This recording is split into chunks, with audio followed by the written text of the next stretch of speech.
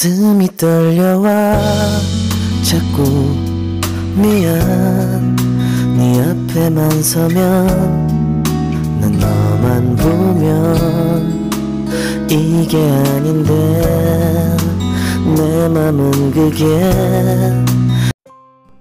Good morning बंधुरा welcome back to my channel आमी महानगरी कलकाता थेके तोमादेर बंधु संचिता निये चले एसेछि आमार डेली ब्लग चैनल संचिता सঞ্চয় निये। आशा करछि तोमरा देशे ओ देशेर बाइरे जे जे प्रान्त थेके आमार एई भिडियोटा देखछो सबाई भालो आछो सुस्थ आछो और साबधानेও आछो। आमराও खूब भालो नेই बंधुरा। चलो से कारण तोमादेर बोलছি। আর এই দেখো সকালবেলা আজকে কিন্তু मंगलवार और एखन किन्तु सकाल 7टा बेजे गेছে। আমার আজকে একটু উঠতে দেরি হয়েছে তাই জন্য অনেকটাই দেরি হয়ে গেছে। আর দেখো আমার গাছে কত বেল ফুল হয়েছে, সেই বেল ফুলগুলো আমি একটা একটা করে তুলে নেব। আর দেখো এতটাই দেরি হয়ে গেছে যে আমাদের এই যে ময়লা ফেলার যে দাদা, সেই দাদাও কিন্তু এসে গেছে আর ময়লা নিয়ে চলে গেল। তাই যে যা সেটার মতো কাজ কিন্তু প্রকৃতি প্রত্যেকের কাজ কিন্তু করে চলেছে সকাল থেকে।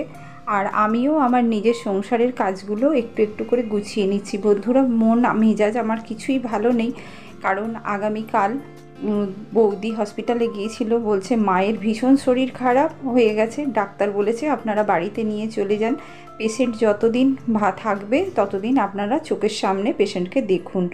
তা সেই জন্য মনটা ভীষণই খারাপ বন্ধুরা, তাই জন্য আমার একদমই মন মেজাজ ভালোও না। তা ভাবছি আজকে মাকে একটু দেখতে যাব, তাই সকাল সকাল উঠেই কিন্তু আমি ভাতটা বসিয়ে দিচ্ছি। আর দেখো এখনও কিন্তু জল চলে যাবার সময় হয়ে গেছে, আর তাই জন্য চালটা আমি আগে ধুয়ে নিচ্ছি, কারণ এখানে তো জানো জল আমার ওঠে না। প্রথমে যখন জলটা আসে তখন কিন্তু জলটা ওঠে, তারপরে জলটা আর এখানে ওপরে ওঠে না। তা আমি ভাতের চালটা ধুয়েই কিন্তু ভাতটা বসিয়ে দিয়েছিলাম, আর ভাতটাও আমার হয়ে গেছে, করে নিলাম। সকালে আমি কিন্তু আজকে কোনো টিফিন খাবো না। আর এই দেখো একটুখানি আগের দিন একটু এঁচড় রেখে দিয়েছিলাম, সবটা খেতে পারিনি, অনেকটা বড় ছিল তো তাই জন্য কেটে রেখে দিয়েছিলাম। আর এই দেখো আলু ভালো করে হলুদ নুন দিয়ে ভেজে নিয়েছি, আর একদম কিন্তু সুন্দর করে ভেজে নিয়েছি। আর এঁচড়টাও সেদ্ধ করে নিয়েছিলাম, নিয়ে এই গ্রেভি করে কিন্তু আমি এঁচড়ের তরকারি করে নিচ্ছি আর ভাত করব। অনেকটাই এঁচড়ের তরকারি করে রাখছি, কারণ বিকেলবেলা এসে তাহলে একটুখানি রুটি করে নেব। রুটি করে নিলেই কিন্তু আমার রাত্রিরের খাবারটা তো করে রেখে যেতে হবে। জানো তো বন্ধুরা হসপিটাল থেকে এসে না আর করতে ইচ্ছা করে না, তা সেই জন্য তরকারিটা বসিয়ে দিয়েই ভাবলাম যে তরকারিটা হোক একটু, কারণ ওগুলো তো সেদ্ধ করাই আছে, একটুখানি ফোটাবো। আর ভেতরে চলে এলাম, ঘরের এসে ঘরগুলো কিন্তু আমি পরিষ্কার করে নিচ্ছি, কারণ আজকে একটু যখন যাব তাড়াতাড়ি করে সব কাজগুলো তো শেষ করতে হবে। তাই জন্য ভাবলাম যে আগে বিছানা টিছানাগুলো করে নিই, করে ঘরটা পরিষ্কার করে নিই ততক্ষণ, কারণ ভাতও হয়ে গেছে তরকারিও হয়ে গেছে। এবার খাওয়া দাওয়া করে আমরা তাড়াতাড়ি করে কিন্তু বেরিয়ে যাব। আজকে একটু তাড়াতাড়ি ট্রেনেই যাব, তা সেই জন্য ভাবলাম যে ঘরগুলো তাহলে তাড়াতাড়ি করে পরিষ্কার করে নিই, কারণ তরকারিটা আমার হয়ে যাবে, হয়ে গেলেই তারপরে বাসন মেজে রেখে যেতে হবে, বাসন মাজা, এমনি ঘর পরিষ্কার আছে, ঘর ঝাঁট দেওয়া আছে, পুজো করা আছে, অনেক কাজ করা আছে বন্ধুরা। আর মন মেজাজ জানো তো, মায়ের জন্য এত দিন ধরে খাটছিলাম, এত দৌড়াদৌড়ি ছুটোছুটি করছিলাম, আর হঠাৎ করে মা ভালোও হয়ে গিয়েছিল জানো বন্ধুরা। তারপরে এখন শুনছি যে ভীষণ শরীর খারাপ হয়ে গেছে, অনেক দিন তো যেতে পারিনি, ওর বাবা বাইরে ছিল বলে। আর তারপরে তো তোমাদের সঙ্গে আমি শেয়ার করেছিলাম যে আমাদের এখানে শীতলা পুজো হচ্ছিল বলে, পুজোর সময় আমি আর বেরোতে পারিনি এখান থেকে।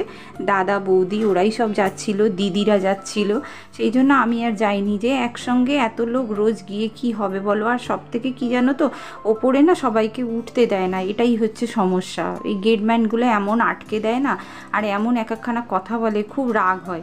সেই জন্য ওই দুজন দুজন করে দেখতে হয়। তা আমি ভাবলাম যেদিন সবার পক্ষে তো আর রোজ রোজ যাওয়া সম্ভব নয়, তাই একদিন করে আমরা সবাই ঘুরিয়ে ফিরিয়ে যাব। কিন্তু দাদারা যাচ্ছিল বলে ওদেরকেও বলে দিয়েছি। আর জানো তো আমার দাদারও শরীর ভালো না, বৌদিরও শরীর ভালো না, দিদির শরীর ভালো না, কারোরই শরীর ভালো না জানো।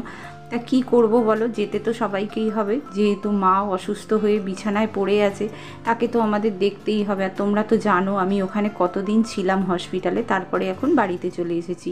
আর এই দেখো দুপুরবেলা খাওয়া দাওয়া করে আমি কিন্তু একদম রেডি হয়ে যাচ্ছি, কারণ আমরা তাড়াতাড়ি করে বেরিয়ে যাব মাকে দেখতে যাবার জন্য। কারণ বৌদি কালকে এসেই খুব কান্নাকাটি করছে, আর ডাক্তাররা বলে দিয়েছে যে আপনারা বাড়িতে নিয়ে চলে যান পেশেন্টকে রিলিজ করিয়ে, কারণ পেশেন্ট ভালো না, কন্ডিশন ভালো না।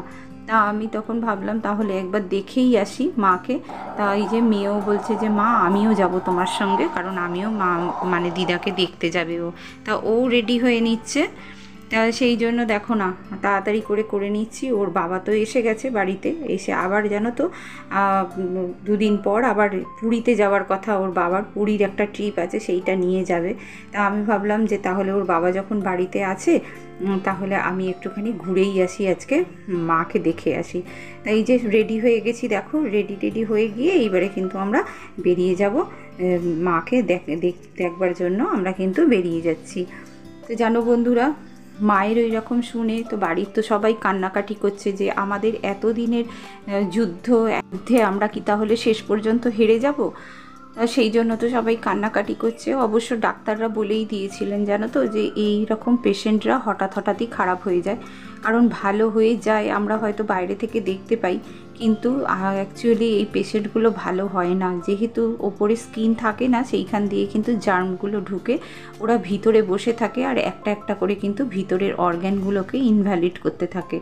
তা সেটা তো আমরা দেখে বুঝতে পারি না, সেটা মেডিকেলের কথা বলো, আমরা অত কী করে জানবো। তা আমরা দেখো চলে এসেছি স্টেশনে, এখনও কিন্তু ট্রেন আসেনি, কিন্তু একটু পরে ট্রেন আসবে। এলে কিন্তু আমরা উঠে যাব, কারণ তাড়াতাড়ি আজকে যাব। একদমই মনটা মানছে না মাকে দেখতে যাবার জন্য, কারণ এতটাই মনটা মানে অস্থির হয়ে আছে। যতক্ষণ না দেখতে পাচ্ছি ততক্ষণ কিন্তু শান্তি নেই জানো তো। তা ওদিক থেকে দাদারাও আসবে, বোনেরাও আসবে সব দেখতে আজকে মাকে। তা ভাবলাম যে দেখেই আসি তাড়াতাড়ি করে, তাই চলে যাচ্ছি। দেখো এবারে কিন্তু আমি হসপিটালে ঢুকছি। হসপিটালের সামনেটা যখন পা দিয়েছি না বন্ধুরা, তখন না আমার সারা শরীরটা কাঁপছে, আর যেন মনে হচ্ছে আমি গিয়ে কি দেখব, আর মায়ের সম্পর্কে আমি কি শুনবো, ডাক্তাররা আমাদের কি বলবে, কি উত্তর দেবে, আমরা কি হেরে যাব, আমরা কি এই জীবন যুদ্ধে জিততে পারবো না, এতদিনের কষ্ট, এতদিনের যুদ্ধ, আমরা কি হেরে যাব শেষ পর্যন্ত। আমি নিজের মনকে বোঝাতে পারছিলাম না বন্ধুরা, তোমাদের কি বলবো, আমি ইমোশনাল হয়ে যাচ্ছিলাম খালি বারবার। মাকে দেখতে যাওয়ার জন্য আমরা যে ওয়েটিং রুমে এতদিন ছিলাম, সেখানে আমাদের একটা ব্যাগ রেখে আসা আছে দেখো, তার ভিতরে আমাদের লেপ কম্বল সমস্ত চাদর টাদর সব গুছিয়ে রেখে আসা আছে। সেখানেই আমরা এই কার্ডটা রেখে আসতাম। আর যে যখন আসতাম আমরা তো এক একজন এক এক দিক দিয়ে যাই, কারোর হাতে হ্যান্ডওভার করা সম্ভব নয় এই কার্ডটা, তাই জন্য আমরা এর ভিতর রেখে যাই। যে যখন আগে যেতাম তখন ওই কার্ডটা নিয়ে মাকে দেখে চলে আসতাম। তো দেখো আমি কিন্তু সিসিইউতে উঠে গেছি। মায়ের এতটাই শরীর খারাপ যে গিয়ে দেখছি ওখানে মায়ের এক্সরে করা হচ্ছে, বুকের যন্ত্রণা হচ্ছে বলে।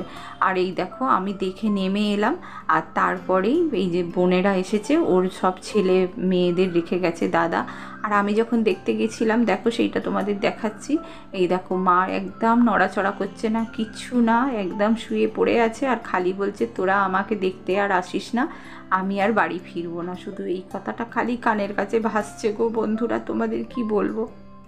দেখো এদের নিচে রেখে দিয়ে, এদের তো উঠতে দেয়নি ওপরে, তাই জন্য এই বাচ্চাগুলোকে নিয়ে আমি বসে আছি নিচে, আর ওরা ওপরে উঠেছে দেখতে। তা বন্ধুরা, তোমরা যারা যারা আমার সঙ্গে এখনও আছো, তোমরা আমার সঙ্গে থেকো, আমি নিশ্চয়ই তোমাদের জানাবো যে আমার মা কতটা ভালো আছে। দেখো রাত্রির বেলায় এসে কিন্তু আমাকে, আর জানো তো মায়ের আশীর্বাদ, এটা আমাকে রান্না করতে হয়নি।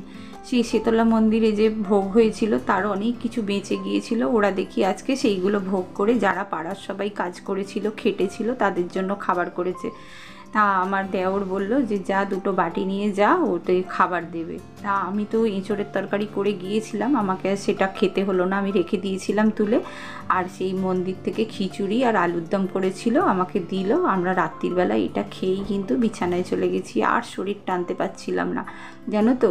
তা দেখো বন্ধুরা, মা কিন্তু আমাদের এটাও জুটিয়ে দিল। আর আগের দিন সেই আমের চাটনি করেছিলাম, সে আমি ভাবলাম যে একটু আমের চাটনি দিয়ে খিচুড়ি খাবো, খিচুড়ি খেতে কিন্তু ভালোই লাগে যেন। আর রাত্রিবেলা যদিও তাও অসুবিধা কিছু নেই, সেই জন্যই কিন্তু আমি দেখো এই যে খিচুড়ি মেয়েকে দিয়ে দিলাম, আর আমিও একটুখানি খিচুড়ি নিলাম, আর তার মধ্যে একটুখানি আমি চাটনি দিয়ে খেলাম। আমার কিন্তু খিচুড়ি চাটনি দিয়ে খেতে খুব ভালো লাগে জানো বন্ধুরা। তো চলো, যে সমস্ত বন্ধুরা এখন আমার সঙ্গে আছো তাদের তো ধন্যবাদ আমার ভিডিওটা সম্পূর্ণ দেখার জন্য। আর যে সমস্ত বন্ধুরা এখনও আমার ভিডিওতে সাবস্ক্রাইব করনি তারা অবশ্যই করে যেও। আর আমার ভিডিওটা যদি তোমাদের ভালো লেগে থাকে তাহলে অবশ্যই একটা লাইক ও কমেন্ট করে যেও তোমাদের কেমন লাগছে আমার ভিডিও।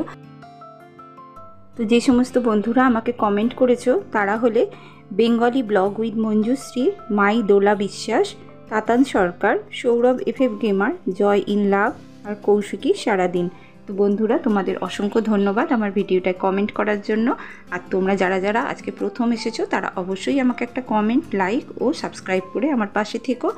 ভিডিওটা আজ এই পর্যন্তই রাখছি, দেখা হচ্ছে আরও একটা নতুন ভিডিওয়। ততক্ষণ সবাই ভালো থেকো, সুস্থ থেকো, সাবধানে থেকো। আর তোমরা সবাই প্রেয়ার করো যেন আমার মা ভালো হয়ে যায়, সুস্থ হয়ে যায়, আর তোমাদের সঙ্গে নিয়ে যেন আমি আরও বাকি পথগুলো চলতে পারি। তো রাখছি আজকে এই পর্যন্তই, দেখা হচ্ছে আরও একটা নতুন ভিডিওয়। ততক্ষণ টাটা।